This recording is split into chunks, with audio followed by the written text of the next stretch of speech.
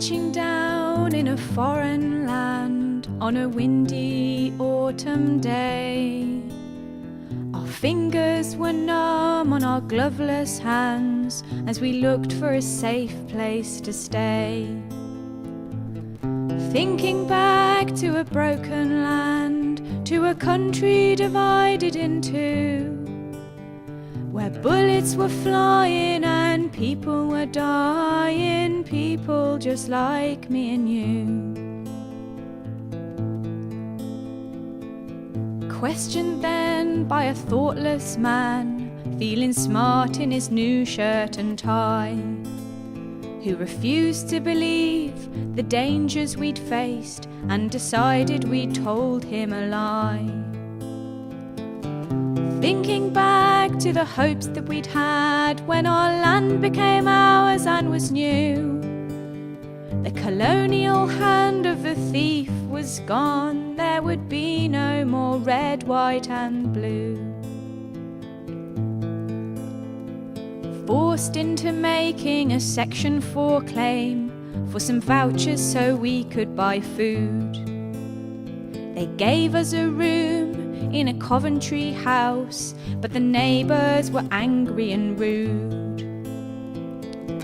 Thinking back to when we were at school and we'd learn what was wrong, what was right, and we'd notice some things about some people's lives, how different life is when you're white. The next day we got on a number 4 bus that takes shoppers to Tesco's big store. But the driver said, "Sorry, you have to have money. Don't blame me, love, that's just the law." Thinking back to the picture I had as a young growing African girl, of the colourful women I'd lived with back then, each one was a warm, precious pearl.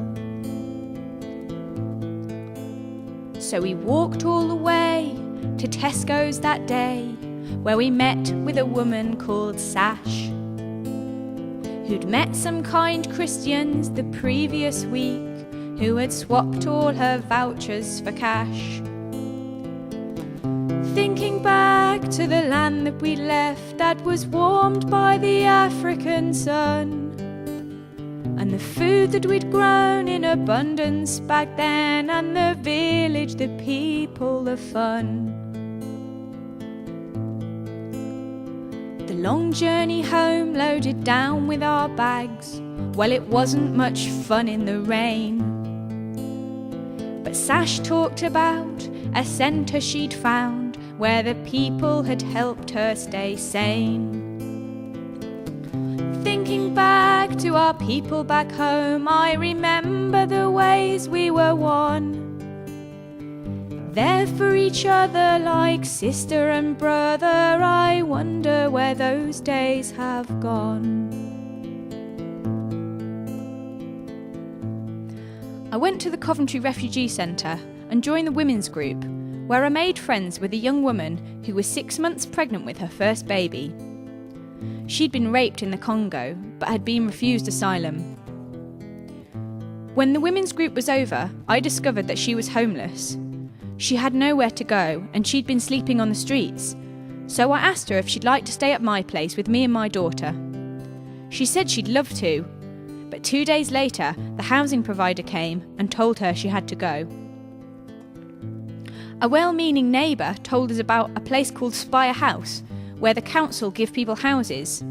But when we found the place, they said she couldn't have a house because she had no recourse to public funds.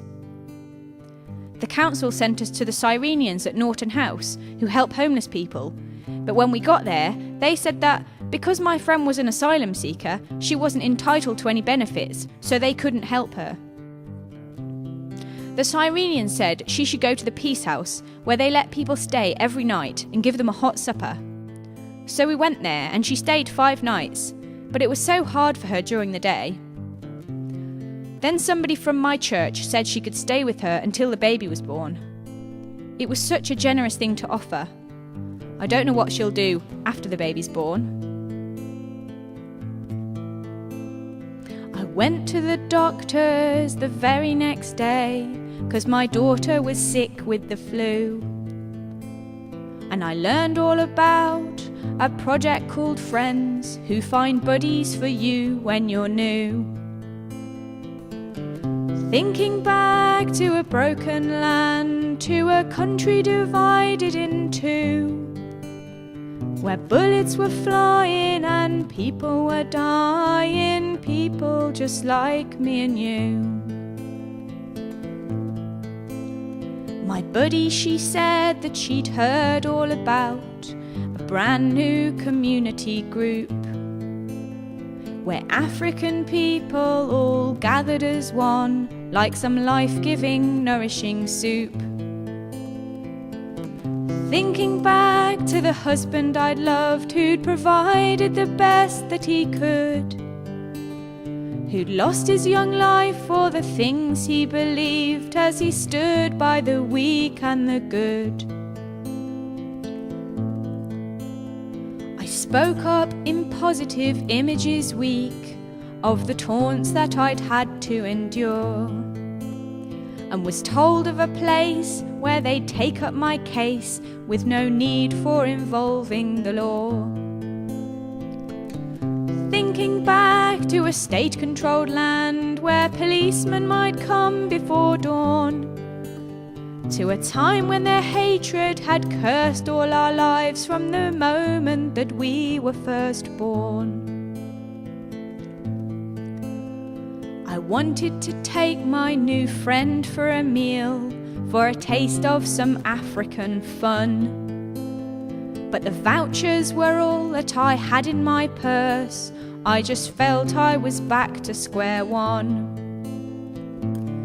Thinking back to a broken land, to a country divided in two, where bullets were flying and people were dying, people just like me and you, people just like me and you.